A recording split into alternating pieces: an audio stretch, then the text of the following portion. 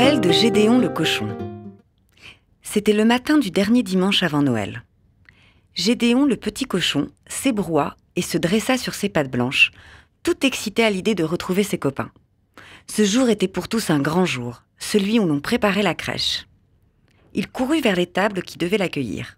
Là, il retrouva Bruno l'agneau, Alain le poulain, Odilon l'ânon et Émilio le veau, regroupés autour d'un lit de paille sur lequel un petit Jésus prendrait bientôt sa place. Tout autour, des pierres ramenées de l'extérieur avaient été harmonieusement disposées au fond de l'étable, évoquant un décor de grotte. Alain et Odilon avaient récupéré l'épouvantail du champ le plus proche. Dressé dans le fond, il jouait à la perfection son rôle de berger.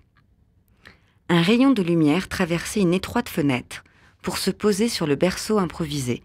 C'était magnifique. « Et voilà, dit Émilio, elle est prête et au complet. Tout y est, le berger, l'agneau, l'âne, le cheval et le bœuf. » Gédéon dressa ses oreilles en attendant la suite. Mais de suite, il n'y en eut pas. Et lui alors ? Bien décidé à ne pas en rester là, il sortit précipitamment et fila droit vers la ferme la plus proche. Il pénétra dans la pièce principale, déserte heureusement, et repéra la plante qui l'intéressait. Avec délicatesse, il arracha 2 longues feuilles au bambou qui décoraient les lieux. Il les fixa bien dressées sur le sommet de sa tête. Dans un reflet de la vitre, il s'admira. Parfait! Il ressemblait comme 2 gouttes d'eau à Odilon, l'ânon. Mais quand il voulut prendre place autour de la crèche en lançant un « Hi-han » tonitruant, ses copains secouèrent la tête. « Gédéon » dit Émilio, « on t'a reconnu. »« Vous avez fait comment » dit Gédéon, très étonné. La queue basse, il sortit de nouveau, se débarrassa de ses fausses oreilles et eut une nouvelle idée. Avisant un tas de neige, il fonça la tête la première et creusa presque une galerie à l'intérieur. Il dut répéter l'opération plusieurs fois avant d'obtenir le résultat escompté. Mais il était content de lui. Avec toute cette neige sur son dos, il faisait un mouton très présentable.